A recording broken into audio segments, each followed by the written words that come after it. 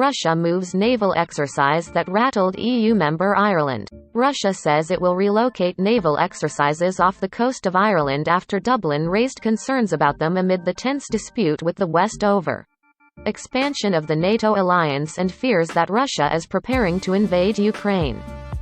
4:27. Moscow.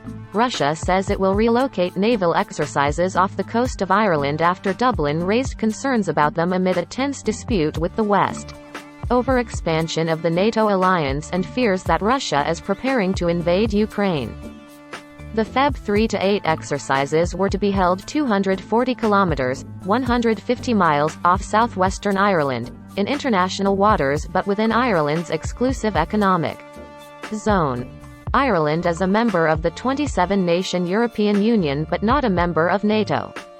Irish Foreign Minister Simon Coveney this week objected to the war games, saying, "This isn't a time to increase military activity and tension in the context of what is happening with and in Ukraine.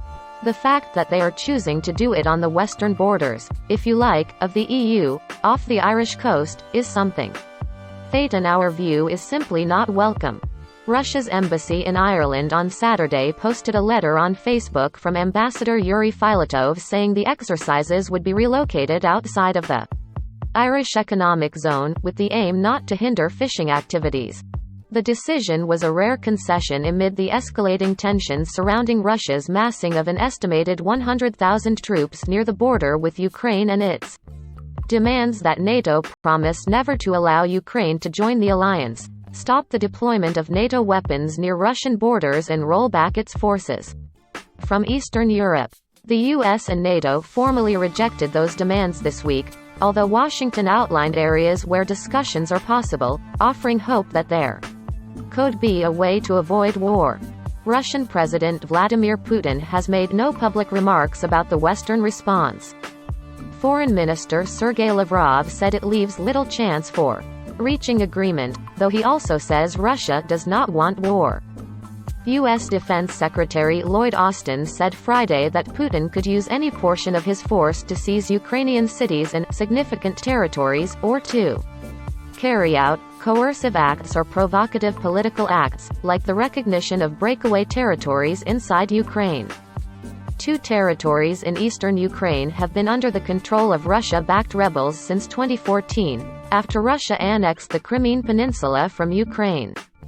A Russian lawmaker is encouraging residents of those areas of Ukraine to join the Russian army, a sign that Moscow is continuing to try to integrate those territories as much as possible. Viktor Vodolatsky said Saturday that residents in rebels-held areas in eastern Ukraine fear assaults by Ukrainian forces and that those who hold Russian passports would be welcomed in the Russian military. If Russian citizens residing in the territories want to join the Russian armed forces, the Rostov Regional Military Commissariat will register and draft them. Vodolatsky, deputy chairman of Parliament Committee on Relations with Neighbors, told the state news agency TASS. Russia has granted passports to more than 500,000 people in the rebel-held territories. Vodolatsky said the recruits would serve in Russia, but that leaves open the option that they could join any future invasion force. A senior official in President Joe Biden's administration said the U.S. welcomed Lavrov's comments that Russia does not want war, but this needs to be backed up with action. "We need to see Russia pulling some of the troops that they have deployed away from the Ukrainian border and taking other de-escalatory steps." The official spoke on condition of anonymity because he was not authorized to talk publicly. Lavrov has said the U.S. suggested the two sides could talk about limits on the deployment of intermediate-range missiles, restrictions on military drills and rules to prevent accidents between warships and aircraft. He said the Russians proposed discussing those issues years ago, but Washington and its allies never took them up on it. He also said those issues are secondary to Russia's main concerns about NATO. He said international agreements say the security of one nation must not co-meet the expense of others, and said he would send letters to his Western counterparts asking them to explain their failure to respect that pledge. Washington has warned Moscow of devastating sanctions if it invades Ukraine, including penalties targeting top Russian officials and key economic sectors. Lavrov said Moscow had warned Washington that sanctions would amount to a complete severing of ties. NATO, meanwhile, said it was bolstering its deterrence in the Baltic Sea region. Russia has launched military drills involving motorized infantry and artillery units in southwestern Russia, warplanes in Kaliningrad on the Baltic Sea, and dozens of warships in the Black Sea and the Arctic.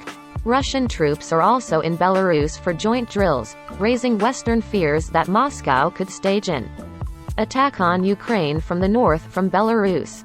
The Ukrainian capital is only 75 kilometers, 46 miles, from the border with Belarus.